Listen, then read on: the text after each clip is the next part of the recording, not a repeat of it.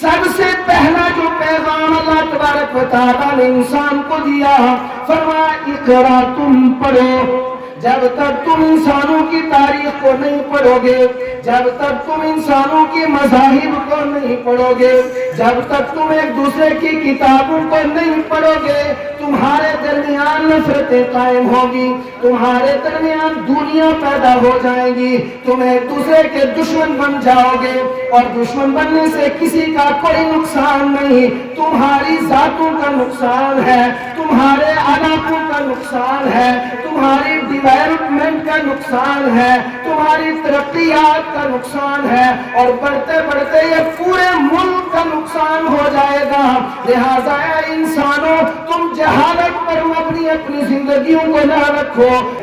بآواز بلند، جوش سے، محبت سے جب بھی حضور پاک صلی اللہ علیہ وسلم کا تذکرہ آئے، زور سے درود پاک پڑھو تاکہ پیارے آقا کی روح خوش ہو صلی اللہ علیہ وسلم۔ جزاک اللہ۔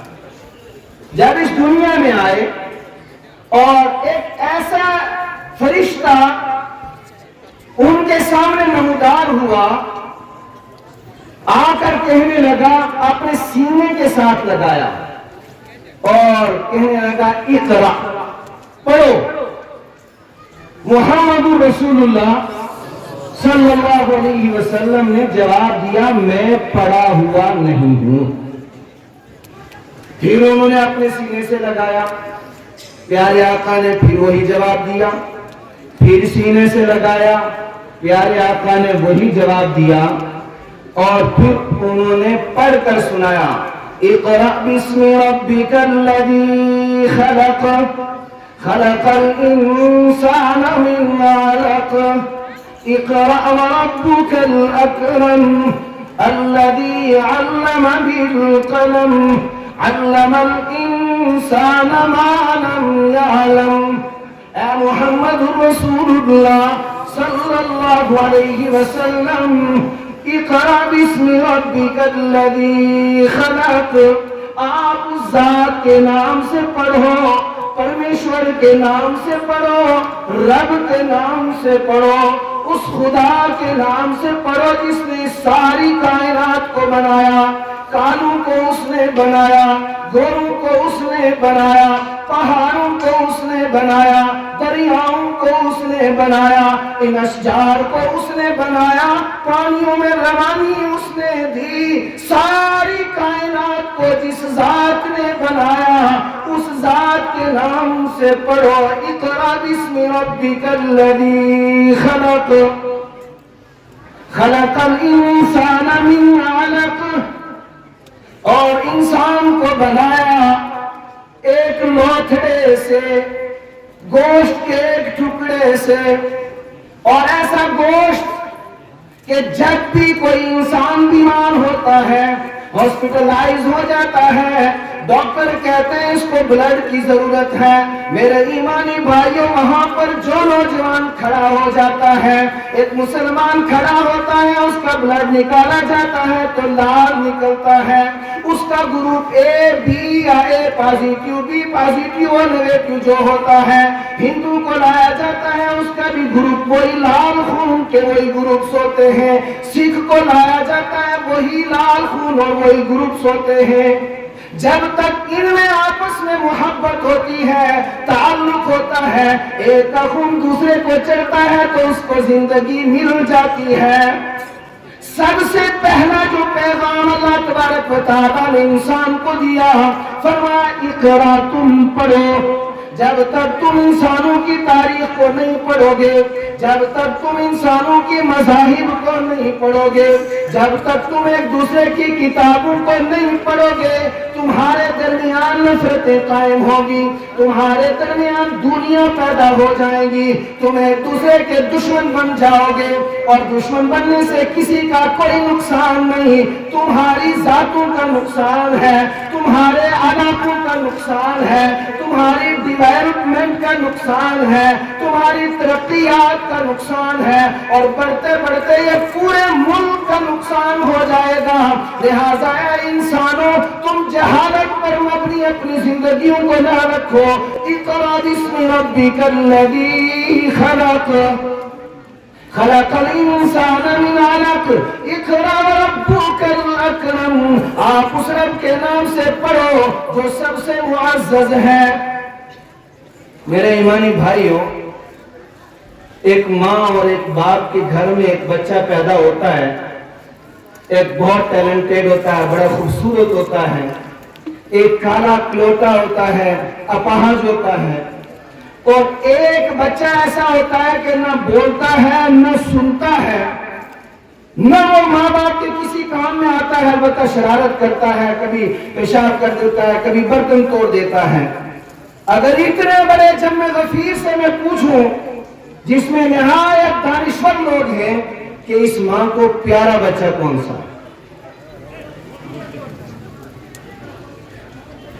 اگر یہ سوال کا جواب نہیں دیتے، میں یہ چشمہ اتارتا ہوں، میں یہ پوچھتا ہوں کہ میری یہ دو آنکھیں ہیں، ان دو میں سے مجھے پیاری کون سی؟ دونوں آنکھیں۔ اور اس ماں کو وہ تینوں بچے پیارے ہیں، وہ جو آنےسٹ اور وہ جو ٹیلنٹڈ خوبصورت بچہ ہے اس ماں کو اتنا ہی پیارا ہے جتنا کہ وہ لولا لنگڑا نہ بولنے والا اور شرارتی بچہ ہے، وہ بھی اتنا ہی پیارا۔ میں کہنا کیا چاہتا ہوں، یہ سنسار، یہ کائنات جس نے بنایا، اس نے ہندو کو بھی بنایا، اس نے مسلمان کو بھی بنایا، اس نے سکھ کو بھی بنایا، اس نے عیسائی کو بھی بنایا، اور اس کائنات کے اندر بسنے والے تمام انسان اس رب کو اتنے ہی پیارے۔ یہ الگ بات ہے جو میرے علم کے متعلق ہے، جو میں نے پڑھا، یہ میری نالج ہے، ممکن ہے کسی کے ذہن سے اتفاق نہ کرتی ہو، وہ اپنی اسٹڈی کر لے کہ میرے رب کا یہ کہنا ہے۔ اور ماں بھی یہی کہتی ہے، جو بچہ ڈیلی اسکول جاتا ہے، یونیفارم پہنتا ہے، کپڑے تیار کر کے جاتا ہے، ہوم ورک کر کے آتا ہے، ماں اس کو محبت زیادہ دیتی ہے، پیسے بھی دیتی ہے، حوصلہ بھی بڑھاتی ہے۔ اور جو بچہ پڑھتا نہیں، 24 گھنٹے ماں اس کے پیچھے لگی رہتی ہے، کبھی تھپڑ، کبھی غصہ، کبھی کچھ کبھی کچھ۔ اس سنسار کے اندر میرے ایمانی بھائیوں، میری معلومات کے مطابق، میرے غیر اسلامی بھائیوں، میری معلومات کے مطابق جو آسمانی کتاب ہے وہ قرآن مجید ہے، اور اس قرآن مجید میں اللہ تبارک و تعالیٰ نے 2-3 باتیں فرمائی۔ ایک بات تو جو میں نے قرآن میں پڑھی، وَنُنَزِّلُ مِنَ الْقُرْآنِ مَا هُوَ شِفَاءٌ وَرَحْمَةٌ لِّلْمُؤْمِنِينَ۔ ایک تو اے انسانوں تم یاد رکھو، مسلمانوں نے، اے انسانوں، یہ جو قرآن مجید ہے، سب سے پہلی چیز جو اللہ نے اس میں عطا فرمائی وہ شفا ہے۔ قرآن مجید میں کیا ہے؟ بیماریوں سے شفا ہے، ظاہری بیماریوں سے شفا ہے، باطنی بیماریوں سے شفا ہے۔ کیا آپ کو پتہ نہیں؟ حضرت ابو سعید خدری رضی اللہ تعالیٰ عنہ کی روایت ہے، صحابہ کرام رضوان اللہ تعالیٰ علیہم اجمعین کا ایک کارواں کہیں گیا ہوا تھا، وہاں پر ایک صحابی کو بچھو نے ڈس لیا، اور صحابہ میں بات پریشانی بن گئی کہ علاج کیا کریں۔ تو ایک صحابی نے کہا کہ سورہ فاتحہ 7 مرتبہ پڑھ کر دم کر دو۔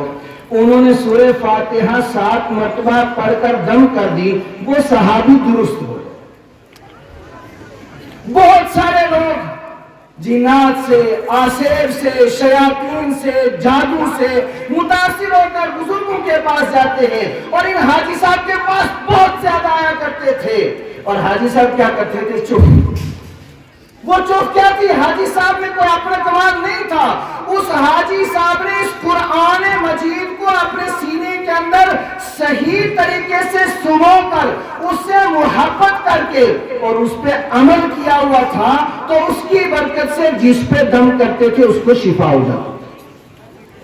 اور دور کی بات میں کیا کروں، ابھی حال ہی میں حیدرآباد میں تھا، وہاں پر میرا بچہ ایک ہاسپٹل میں تھا، ساتھ میں ایک ہندو بہن تھی اور وہ بہت پریشان تھی.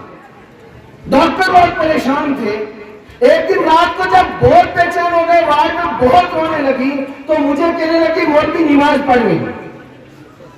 اب میں نہیں سمجھا, تو ایک مقامی وہاں جو نرس تھی انہوں نے آ کر کہا کہ یہ کہتی ہے کہ کچھ قرآن دم کر کے مجھ پہ پھونک. میں تو بزرگ آدمی نہیں ہوں, کوئی ایک عام من چلا آدمی ہوں, لیکن میں نے کیا کیا کہ سورہ فاتحہ 3 مرتبہ یا 5 مرتبہ پڑھ کر میں اس پہ دم کیا. دم کرنے کے بعد وہ فوراً سو گئی, اور سونے کے بعد صبح اٹھی اور آرام سے. جب ہم جانے لگے تو وہ کہنے لگی وہ میری نماز دوبارہ پڑھ جائے. یہ قرآن مجید سب سے پہلی چیز شفا ہے, دوسری چیز یہ قرآن مجید رحمت ہے, اور تیسری چیز یہ اس پوری دنیا کے اندر ایک پیغام ہے کہ میرے ایمانی بھائیوں, ساری کائنات کے لیے عمل کا ایک بہترین ذریعہ. گر ہمیں خواہی مسلمان زیستن نیست ممکن جز با قرآن زیستن. اگر آپ مسلمان زندہ رہنا چاہتے ہو, صحیح ایمان والے زندہ رہنا چاہتے ہو, تو ممکن نہیں کہ قرآن مجید کے بغیر ہم جی سکیں. لیکن آج ایک افسوس ہے, ایک دکھ ہے, وقت کم ہے. جو میں نے دوسری آیت کریمہ پڑھی, وقال الرسول یا ربی ان قوم اتخذوا هذا القرآن مہجورا. رسول اللہ صلی اللہ علیہ وسلم اللہ کی عدالت میں یہ درخواست ڈالیں گے, یہ اپلیکیشن ڈالیں گے, اے اللہ اس میری قوم نے میرے قرآن کو چھوڑ دیا تھا, تو ان کے درمیان فیصلہ کر. حدیث پاک میں آتا ہے کہ جب کوئی مسلمان قرآن کو پڑھتا ہے اور پڑھ کر اس کو لے کر الماری میں رکھ دیتا ہے, اس کو بار بار تلاوت نہیں کرتا, اس کے معانی اور مطالب نہیں سمجھتا, اس کے مطابق عمل نہیں کرتا, اللہ تبارک و تعالی اس قرآن مجید کو مصحف کی شکل میں کل قیامت میں اپنی عدالت میں لائیں گے, اور لا کر اس کے خلاف عدالت شروع کریں. میں صرف مسلمانوں سے یہ بات پوچھنا چاہتا ہوں, میرے ایمانی بھائیو, من ذا الذی یشفع عندہ الا بإذنہ. اللہ کی اجازت کے بغیر اللہ کے سامنے کون ہماری سفارش کر سکتا ہے کوئی؟ بآواز بلند کہو نا, کوئی نہیں. اگر ہے تو اجازت ملے گی تو محمد رسول اللہ صلی اللہ علیہ وسلم کو اجازت ملے گی. لیکن اگر کسی مسلمان کو قرآن چھوڑنے کی وجہ سے خود پیارے آقا اللہ کی عدالت میں اس کے خلاف مقدمہ لے کر آ جائیں, پھر صرف نجات کیسے ملے گی؟ چونکہ امت مسلمہ کے نوجوانوں نے اور خواص طبقے نے بھی, عوام طبقے نے بھی قرآن مجید کو پڑھنا, قرآن مجید کی تلاوت کرنا, قرآن مجید سے محبت کرنا. محبت 2 طرح کی ہے. ایک جو ہمارے علاقے میں محبت ہوتی ہے کہ چون کر اس کو رکھ دینا, وہ اصلی محبت نہیں ہے. اصل تو قرآن کی محبت ہے کہ کم از کم مہینے میں قرآن مجید ختم کرنا, سال میں ختم کرنا, زندگی میں تو کم از کم ایک مرتبہ صحیح قرآن مجید کو ختم کرنا. لیکن کتنے لوگ ایسے بیٹھے ہیں یہاں پر, اگر میں پوچھوں اور مجھے جواب نہ دینا, اپنے گریبانوں میں جھانکنا کہ کئی دن ہو گئے ہمارے گھروں میں سے ہم نے قرآن مجید کو اٹھا کر اس کی تلاوت نہیں کی. ہمارے موبائلوں میں قرآن مجید کی تلاوت ہم نہیں سنتے, ڈاؤن لوڈ نہیں کرتے, قرآن مجید کا ترجمہ ہم نہیں سنتے. وقت کم ہے. اجین کے اندر مہاکال مندر ہے, بہت عظیم مندر ہے, اس کے قریب ڈاکٹر عبدالحمید قریشی ایک ڈاکٹر تھا, انگریز کے زمانے کا MBBS. جب اس نے ایک عالم دین کی تقریر سنی کہ قرآن کے بغیر چارہ نہیں, اس زمانے میں موبائل نہیں تھے جب میں وہاں تھا, تو انہوں نے کمپیوٹر خریدا تھا, اس قرآن مجید کو روزانہ سنتے تھے, تھوڑا سنتے سنتے. میرے ایمانی بھائیوں, میں آپ سے کہتا ہوں, اس شخص نے قرآن سے اتنی محبت کی کہ بعد میں اس نے اپنی انگریزی زبان میں اپنی طرف سے قرآن مجید کا ترجمہ لکھا اور مصر سے ان کو قرآن کے لکھنے کے اوپر ایوارڈ حاصل۔ وَلَقَدْ يَسَّرْنَا الْقُرْآنَ لِلذِّكْرِ فَهَلْ مِن مُدَّكِرٍ۔ جو انسان قرآن سے محبت کرے گا، مسلمان میں جو انسان قرآن سے کی عظمت کرے گا، جو قرآن کی تلاوت کرے گا، جو قرآن سے جڑے گا، وہ رنگا جائے گا۔ دنیا میں بھی اس کی عزت ہوگی اور آخرت میں بھی اس کی عزت ہوگی۔ اور جو انسان قرآن کو چھوڑ دے، قرآن کو پسے پشت ڈال دے گا، وہ چاہے وقت کا سب سے بڑا عالم کیوں نہ ہو، وہ چاہے وقت کا سب سے بڑا قاضی کیوں نہ ہو۔ صحابہ کرام رضوان اللہ تعالی علیہ اجمعین جدھر نکلتے تھے ساری دنیا محبت کرتی تھی، راز صرف یہ تھا کہ الفاظ قرآن کے ساتھ ساتھ معانی قرآن کے اوپر ان کی زندگی گامزن تھی۔